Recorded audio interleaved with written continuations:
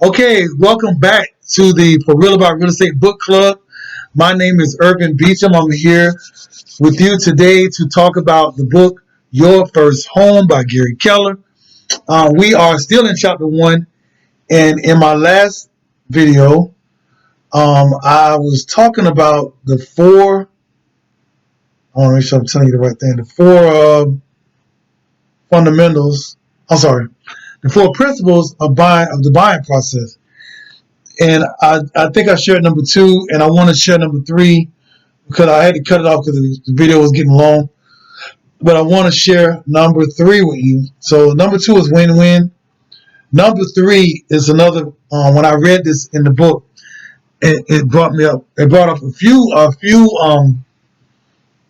scenarios when I was working with a few buyers. So let me read the part of the book and then we'll discuss. So in principle number three, like midway through the first paragraph, it says, price and value normally correlate. You usually get what you pay for, but when looking beyond the surface, always be clear about what you want and what matters, and then expect to pay a fair price for these. Just because it's cheap doesn't make it a bargain. Now, let me share some of my experiences. I don't want to make this a long video like the last one, so I'm going to try to just dive into it.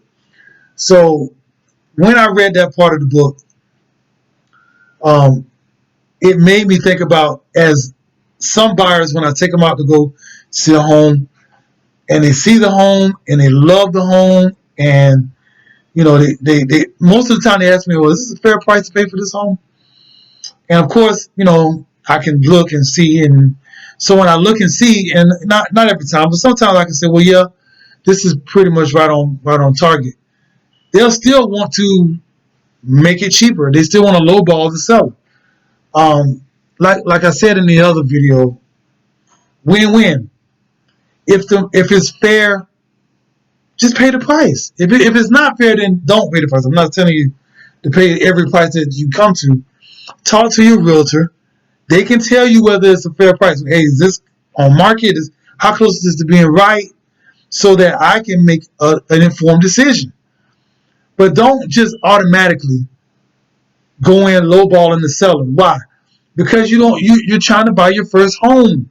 You don't need to go through the hassle of, well, no, they need to counter. Let me just share a story. I'm going to share a specific story with you. So I had a buyer who found a home that they wanted to buy. Excuse me, something got on my eye. They had a home that they wanted to buy. And they put in the offer. He put in the offer. I submitted it. Okay, let me explain. I'm sorry. We're going to just use numbers so I can help you understand where we were at. These aren't the actual numbers, but I'm just trying to share with you why you should just pay the fair price. So we found a home. They asked me, hey, Irvin, is this a fair price for this house? I looked it up. Yeah, it's pretty close to market. That's other homes in that area had sold very close to that price.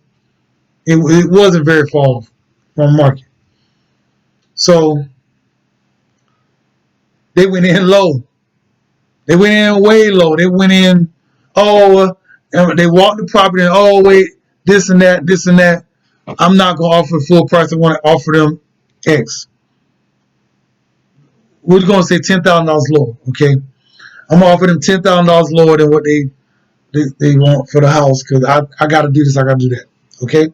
Now, I submit the offer. I said, you sure that's what you want to do? Yeah. Okay. I submit the offer.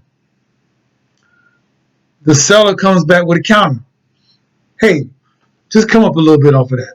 Come on, we're going to say, come up $5,000. This is not exact, like I said. Come up $5,000. They counted back lower than the $5,000. And guess what happened? It went on a contract with somebody else. Why? Because you haggling back and forth before we even get it under contract. Let me help you out. Let me help you out if you're deciding to buy your first home. If you like the home and it's a fair price. This is all contingent on it being a fair price. Talk to your realtor, find out if it's a fair price. If it's fair, offer full asking. Or if you have to go lower, don't go way lower. Go, $1,000, $2,000 under if that's what you feel like. If it's fair, lock the property up. Negotiate after you got them on the contract. Don't negotiate before you get both parties to sign. Don't do that because you'll lose the house, especially in this market right now. Now, right now, as of this video, buyers, you don't have time. You don't have the luxury of right now. Now, in the future, who knows? And when I was in 08, when I was in the game, it was giving the cars over the house. But right now, that's not happening today. If you like the home and it's the value, if the value is good, not the what about the price?